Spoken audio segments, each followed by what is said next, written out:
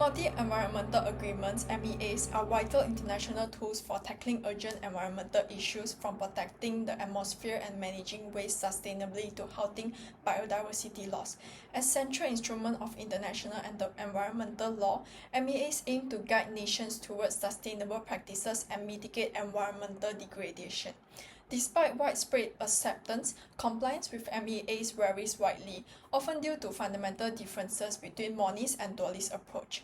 Monist approach automatically incorporate international agreements into domestic law, aligning national policy immediately with international obligations. In contrast, dualist approach require additional legislation to domesticate these commitments, which can delay compliance. This analysis explores how these legal distinctions impact MEA adherence, the specific challenges faced by each system, and offers recommendations to enhance consistency and effectiveness in global environmental efforts. In a monist system, once a country ratifies a treaty, international law automatically becomes part of its domestic law, which is also known as the doctrine of incorporation, binding the country without further legislation.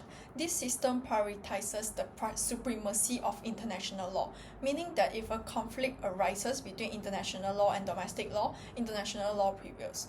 Countries like Belgium, France, Germany, and the Netherlands follow this approach. Monist theories vary, with some like Lauterpacht emphasizing human rights, while others such as Hans Kelsen support monism on formalistic grounds. In contrast, a dualist approach requires that international law be formally incorporated into domestic law through specific legislation before it takes effect, a process known as the doctrine of transformation. This approach prioritizes state sovereignty, meaning that domestic law prevails over international obligation in cases of conflict. Canada, Australia, and Italy are examples of dualist states. German theorist Tripel argued that international law governs in relation between states, while domestic law regulates the rights and duties of individuals within a state. This theory acknowledges the possibility of conflict. As both systems may address similar issues, it also recognizes that each system applies its own law unless its rules specify otherwise. Shaw further observes that monists argue for a single fundamental principle underlying both systems, often seen as social solidarity or Pacta sunt servanda. Dualists, in a more positivist view, see international obligation as dependent on state consent. When it comes to compliance, the degree to which states adhere to international agreements is shaped by each country's approach to integrating these agreements into domestic law. In monist approach, the incorporation doctrine allows international law to automatically become part of national law, making treaties immediately enforceable without further legislation. In contrast, the transformation doctrine in dualist system requires international agreements to undergo a legislative process before they can take effect domestically. These approaches directly impact how seamlessly international commitments such as MEAs are embedded into national frameworks, influencing both the speed and efficacy of compliance. When it comes to the legal challenges of the monist approach, Germany, the monist approach directly incorporates international treaties into domestic law, as reflected in Article 27 of the Vienna Convention on the Law of Treaties, which prevents states from invoking domestic laws to justify non-compliance with international obligations. However, this approach often generates legal tension with constitutional rights. In Neubauer and Germany, the Federal Constitutional Court ruled that the government's insufficient climate policy breached citizens' constitutional right to a sustainable future. The court found that Germany's obligations under the Paris Agreement necessitated more robust emissions reductions, underscoring the difficulty of balancing constitutional protection with international environmental commitments. Further, conflicts can arise when international obligations impose stringent demands on domestic policies. For instance, the German Coal Commission's plan to phase out coal faced significant pushback, highlighting the tension between meeting international climate goals and safeguarding industrial competitiveness. These examples reveal the intricate challenges of integrating international environmental treaties into Germany's constitutional framework, while addressing the practical and economic implications of compliance.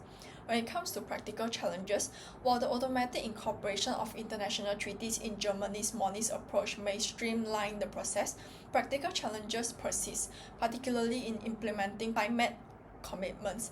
The Neubauer case revealed the difficulty in aligning national climate policies with the urgent goals set by international treaties like the Paris Agreement. Economic and industrial pressures, especially from coal-dependent sectors, complicate efforts to meet these obligations. The Coal Commission, established to manage the phase-out of coal, faced significant resistance from both coal industry and regional governments reliant on coal, such as those in Brandenburg and North Rhine-Westphalia.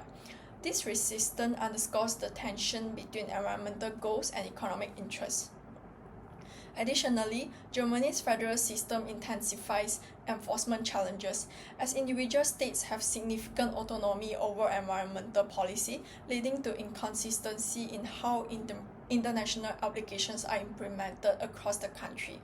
These practical issues underline the difficulties of balancing economic stability with international environmental goals, particularly when national laws, regional interests, and global commitments do not always align.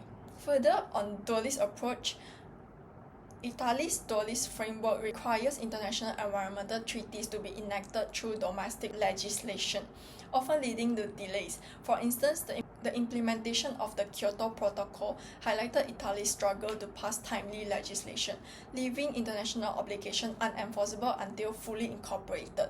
Furthermore, domestic laws linked to MEAs remain vulnerable to alteration or repeal by succeeding governments, undermining long-term adherence to international commitments. This issue was evident in ASAT and Italy, where the government's failure to meet emission reduction targets was legally contested. Similarly, the Greenpeace and INI case emphasizes the legal complexities surrounding corporate accountability and environmental compliance, where Italian courts had to address accusations of misleading environmental claims and the broader implication of MEA obligations on industrial giants.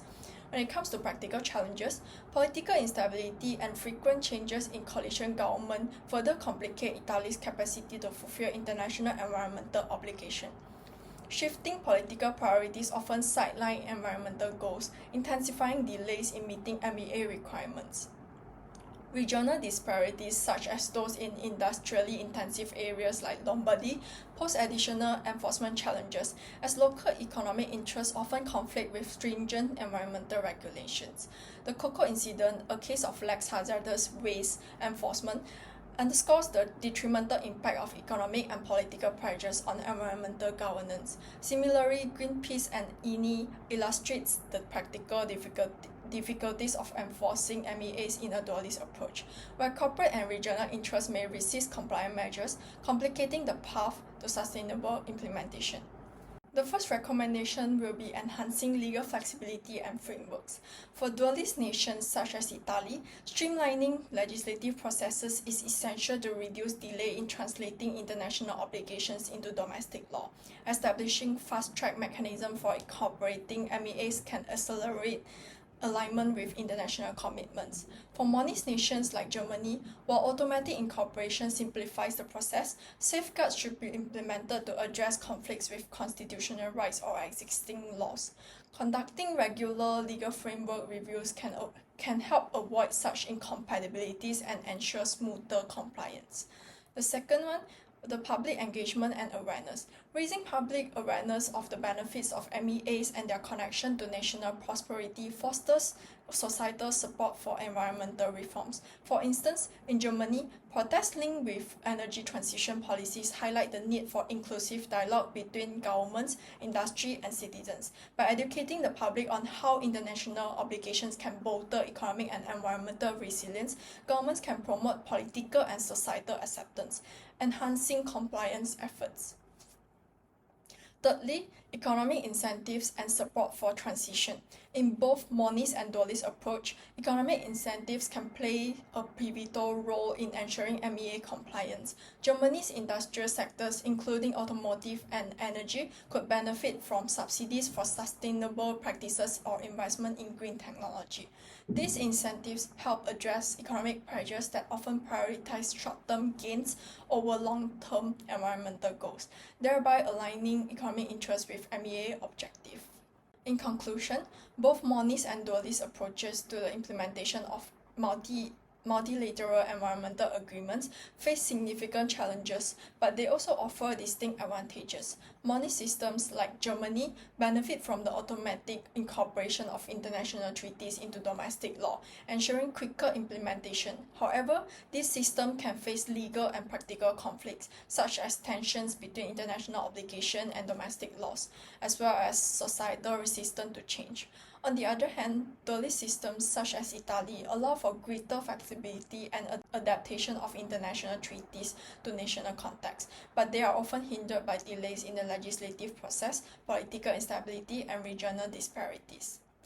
To improve compliance with MEAs, both systems need to address their respective challenges. Monist systems should implement safeguards to mediate conflicts between international obligation and constitutional principles, while dualist systems must streamline the legislative process and ensure political stability. Public engagement and economic incentives will play a crucial role in gaining societal and industrial support for environmental reforms.